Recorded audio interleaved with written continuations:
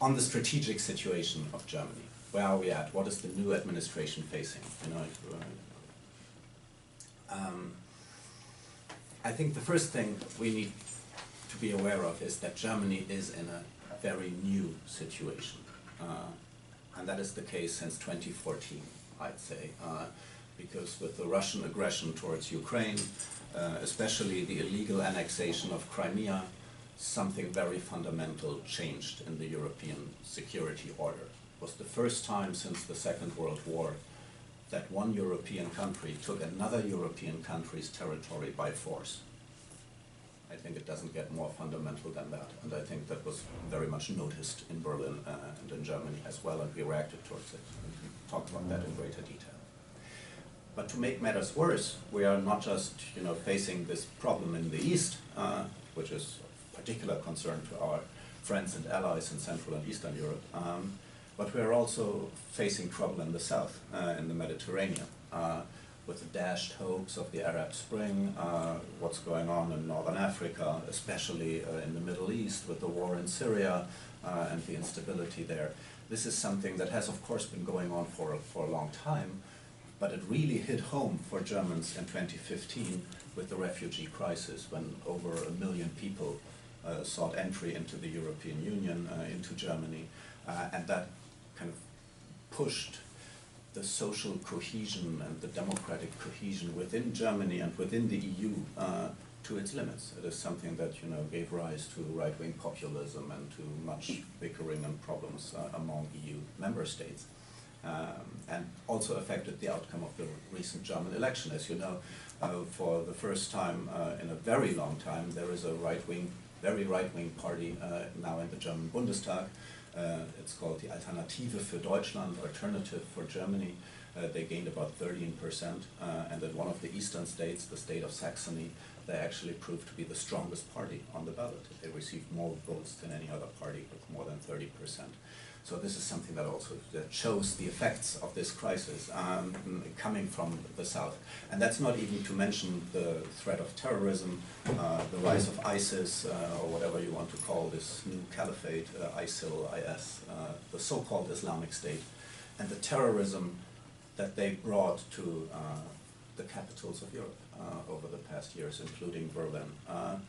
So this is something that has changed, because first of all it's new that we have to look in two directions at the same time as Germans. During the Cold War we looked towards the East. It was about the containment of Soviet communism, and since the 1990s we kind of neglected that more or less and looked more towards the South, the Mediterranean, the Balkans, the Middle East. And now we have to do both things at the same time, which is something that is new to us and that we have to adapt to and that we are not used to. And even more importantly, it has shaken us from a well, how could you say, a strategic slumber, if you will, because Germans for the longest time have felt to be living on an island of peace. The Federal Republic is surrounded by friends. It's really unique in German history to experience that all our neighbors live at peace and in friendship and in alliances with us. And even better, they don't have anything to fear from us either. So this is something that is really new, and that we liked a lot, to be surrounded by friends. I remember giving this talk once in Berlin, and the military attaché of Switzerland got up and said, "Don't be so sure about it." So I don't know. But in general, there was this feeling that we were surrounded by friends and that we were unaffected by the turmoil going on in other places of the globe. We could do trade with everybody. That was very important to our way of life. It's the foundation of our prosperity. For many years in a row, we've been the nation exporting the most goods in the world. And it's really essential to us. So we could do trade with everybody, but we were not affected by the crises and conflicts of the world. And that has changed. Now, during that last administration of Chancellor Merkel, since 2014, it has really hit home that we are affected by what is going on at the periphery of Europe, in Europe, and even beyond. And that this is something that we need to care about. Because, as you know, it is not limited to these issues that I just addressed, Russia, Middle East, Syria. It goes beyond that. I mean, there are so many conflicts we could think of that affect international stability currently, from North Korea to the Iranian nuclear program to increasing Chinese assertiveness in the South China Sea, you name it. There are a number of issues. And they are, of course, very different. Yeah? You know, you cannot lump them all together. But I think there is one common thread for all of them running through all of these challenges, and that is, in all of these cases, there are actors who are unhappy with the liberal international order. Simply said, they're unhappy with the way we run things since the Second World War. You know, the established system of the UN and international law and free trade and everything that goes with it. It is something that is not to their liking, whether they sit in Moscow or Beijing or are terrorists in the Middle East or elsewhere. So what we have is that there are actors who try to undermine this order, or at least try to carve out niches on the map where their own rules apply, and no longer the rules of the West. So they seek spheres of influence of their own. And this is something that is extremely troubling to Germany, because I would be hard-pressed to think of a country that has benefited more from this liberal international order than Germany, as I just said, with our trading system, but also with the way our society developed, democracy developed, European integration developed, all of these things. And this seems to be, you know, at stake now. Even worse, from our perspective, from the Berlin perspective, the United States, who used to be the guarantor of that system, in the end, because let's not kid ourselves, in the end it was American hard power, American military power that guaranteed that system and that kept those people in check who were not agreeing with this order. It seems to be less reliable, to put it mildly, than it was in the past. And I'm not just talking about Trump. Of course, we could talk about that a great deal. But for Germans, it already started with the Obama administration. I mean, the strategic withdrawal of the Obama years, from, you know, withdrawing from Iraq, reducing troops in Afghanistan, the red line in Syria. There are a number of examples. And of course you can make good arguments for why that was a good policy in each individual case, and why it was a reaction to the overreach of the W. Bush years and everything like that. But taken together, it encouraged the enemies of the liberal international order, and it, you know, sowed doubt among Europeans, for instance, about the US role in international affairs. And now, of course, with the election of Donald Trump, that has gotten much worse again, because he injected such a dose of uncertainty into transatlantic relations. It's not necessarily the substantial policies, especially not in the field of security, where one could make an argument that much of what his administration has actually implemented so far is pretty much in line with conservative Republican administrations of the past. But his personal conduct and the way he articulated himself during the campaign and his contradictory tweets and everything, taken together, give the impression of someone who is, and that's unique for an American post-war president, who at heart seems not be a defender of that liberal international order, but more of a nationalist in his approach. And so this is something that makes it difficult for Germans. And then, to top things off and make it even worse, all of these trends are happening at a time when the second key anchor for Germany in international stability, if you will, next to the transatlantic relationship, next to NATO, the second key anchor, the European Union, is not in good shape either. I mean, you guys know, we study that here at the Institute, with the Brexit vote, with the still unresolved crisis over the currency, the euro crisis, about the debt, what to do with that. Also the refugee crisis that everywhere else in Europe is called a migration crisis. Only in Germany is it a refugee crisis, which already tells you something about the differing approaches there towards that problem. You can look at individual governments within the EU, for instance in Poland or Hungary, that seem to call into question some of the values-based consensus of the Union when it comes to their domestic policies, free press, things like that. So all that again taken together make the EU at the moment not really a tower of strength or a shining example So this is my assessment of where we're at. It's rather dire. So we are. It's almost the condition of a perfect storm from a German perspective. So that's the first thing. The second thing now, and what does that mean for Germany? How do we react to that? I think simultaneously to the development of these threats and challenges I just described, Germany has been pushed to assume a new role in European and international affairs. And that is largely due to the consequences of the 2008 financial and economic crisis. Because hardly any country in the West, and certainly not in the Eurozone, went through that crisis as well as Germany. I mean, just look at the numbers that Angela Merkel could campaign on this year. Last year we had 0 new debt. We have less than 4% unemployment. We have almost 2% of growth, GDP growth. By German standards, that's fantastic. I mean, just 20 years ago, we used to be the sick man of Europe, and people were worrying about whether we could get our labor market reformed and things like that. So we went through that rather good.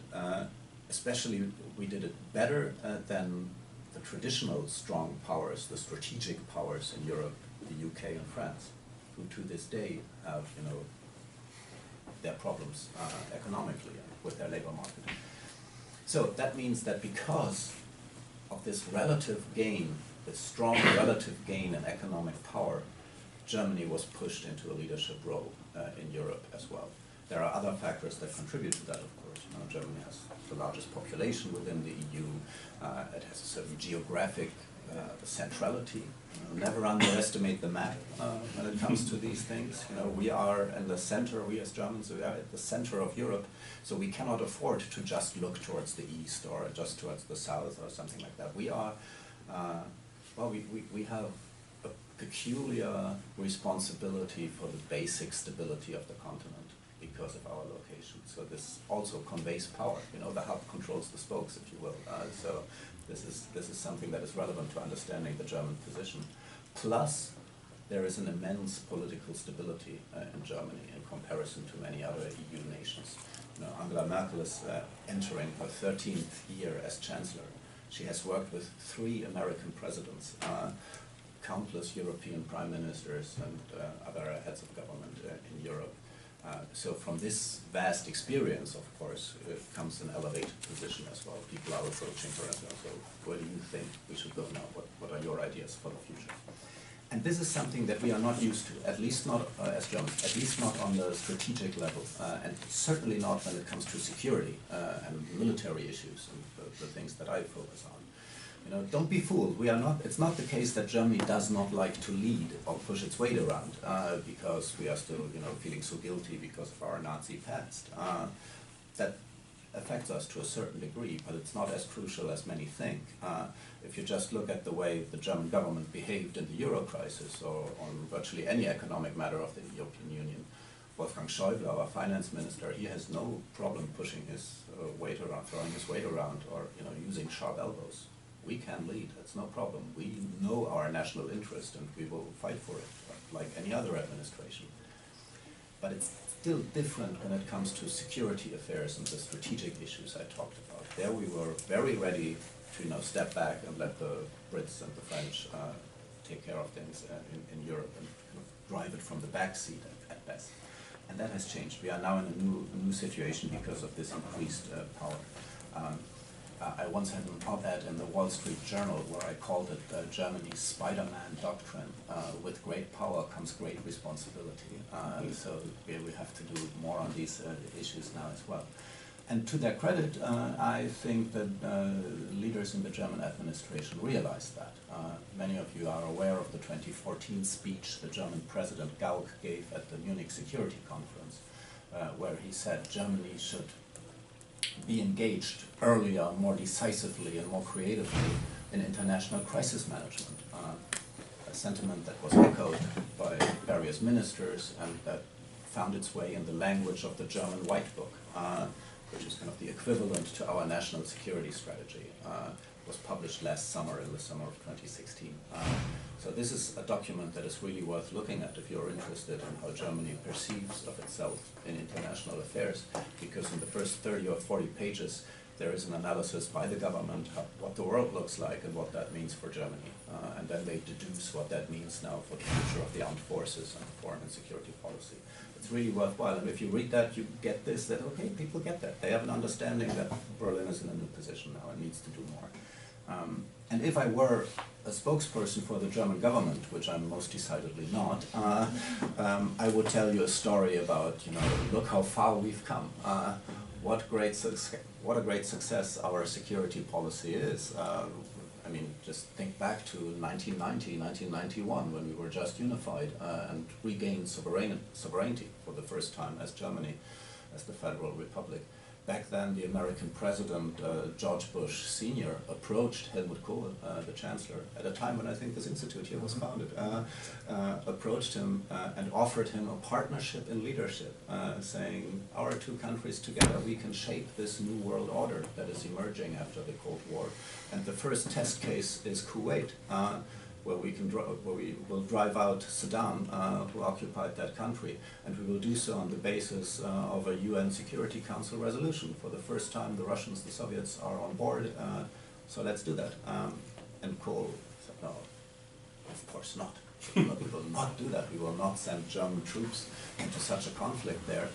First of all, there are doubts whether the Constitution allows for that to begin with, but politically it's even worse because it will stoke fears among our neighbors about German resurgence and militarization, and we will not have that. We will foot most of the bill, no problem, we will pay for most of that war, but we will not participate militarily. And ever since then, I mean, you know the story, Germany has changed. With the Balkan Wars, especially the involvement in the Kosovo War, and then Afghanistan, where to this day we are the second largest troop supplier in Afghanistan. And of course we did other things as well since 2014, where we, now we have German soldiers stationed in Lithuania in order to bolster the deterrence of NATO, or the deterrence policy of NATO vis-à-vis Russia. We have given arms to the Peshmerga, the Kurdish fighting forces in the border region between Syria and Iraq, in order to influence that conflict. It's the very first time that the German parliament voted and allowed to send weapons into a crisis region. It's never happened before. In 2015 we did. So there are many things that you could point to where Germany actually assumed that greater responsibility and that role. So that's the story I would tell if I was a government official. But since I'm speaking off the record, since I'm looking into the camera, speaking off the record and only for myself here, I can say most of that, in my view, was too little and too late. And it, even worse, happened only because our allies and friends twisted our arm about it, especially the US did. We can talk in greater detail about that if you like. One of the things that shows that this is really not yet the leadership role that we have embraced is if you look at the military spending of Germany. Our defense spending hovers around 33 billion euros a year. 33 billion. That amounts to about 1.3% of GDP. So it is well below the 2% goal that was established within NATO in 2014, 2% of GDP. Until 2024, to be fair, but still the 2% guideline that the American president keeps hammering on about. And as much as I hate to say it, I think he's completely right about it. We are, as Germans and as many Europeans, not living up to, taking on our share of the mutual burden. Things have taken a turn there, one must admit. Germany has raised its defense spending for the first time in 20 years last year. For 20 years things have been going downwards, especially if you adjust it for inflation. And last year we had a modest increase of about 1.7 billion. It's still at 1.3% of GDP, but there is, as we like to call it, a Trendwende, a change in trends. But if that is sufficient, I doubt it. Now, I don't want to ramble on for too long because I want to have a conversation with you, but there are just 2 or 3 more things that I want to say. The first is something that struck me because the Chancellor said it frequently on the campaign trail. and it points towards a more fundamental problem for the future of the German role in international affairs. She says, in the EU, there live about 4% of the global population. 4%. They altogether generate about 25%, a quarter, of global GDP, which is still impressive. It's been shrinking for a long time, but still, it is impressive, 25% of GDP. But with that money, those 4% allow themselves 50%, half, of global welfare spending, when it comes to labor insurance, healthcare, all these things. And she says this is a system that nobody, or a distribution that nobody believes is sustainable in the long run. In typical Merkel fashion, however, she did not say what she intends to do about it. But she just leaves it hanging in the air so that everybody can get a bit worried about what that means now, what's going to be slashed, what do we need to do differently. So we don't know yet, but it is something that is creeping up on European leaders at large. It's not just in Germany. Somehow the system is built on shaky ground. We can probably not continue the way we do. So, 2 or 3 ideas on what all of that now means for the transatlantic relationship in particular, the relationship between Germany and the US. The first thing that I would like to say is, and this is mostly addressed towards a European and German audience, but I think it's worthwhile for you to hear it as well. The first thing that I would say is, this now is not the hour of Europe. There were those after the election of Donald Trump who said, well, now we're done with the Americans. I mean, we endured W. Bush, but now with this guy, we are done. He is not part of the Western values-based liberal consensus. He is someone who is not just, not defending the liberal international order, but might actually turn out to be a threat to it. So we should stop our fixation, especially as Germans, on NATO and the transatlantic relationship, and instead do all we can to build the European Union into a truly sovereign and effective actor, maybe even a counterbalance to the US in international affairs. In the 2 or 3 weeks after Election Day here in the US, there appeared a handful of interviews and op-eds in the German media, including by a member of the CDU parliamentary group, conservative parliamentarian, and also an op-ed by one of the editors of the Frankfurter Allgemeine Zeitung, the leading conservative daily in Germany, calling for Germany to acquire nuclear weapons, saying the proper reaction to Trump is to get a nuclear capacity now of our own, and then figure out with Paris and London how to unionize that within the EU and build it into a European deterrent, because that was the ultimate sign of independence from the US. And thankfully that talk died down quickly. You don't hear about that anymore. And there was very vocal opposition to it in Germany too. But the mere fact that something like this was voiced at the time gives you an indication of how shaken things were, how much the election of Trump shook things, established wisdom in Germany and Europe at large. I would always say this is all dangerous because, first of all, I think it might quickly turn into a self-fulfilling prophecy. I can very well imagine the American president saying, "You want to be on your own? Well, be my guest, good riddance. We will, withdraw our obligations to you," and that will then hurt both our countries even worse. No, Germany and Europe remain dependent on the US, and we cannot kid ourselves about it. It's not just the nuclear umbrella, it's also intelligence sharing when it comes to fighting terrorism or preventing terrorist attacks in Europe, and the vast area of political and economic links that we have. Earlier this week, I published a piece in the New York Times that I wrote with a number of German colleagues that is called, I think, "In Spite of It All, America."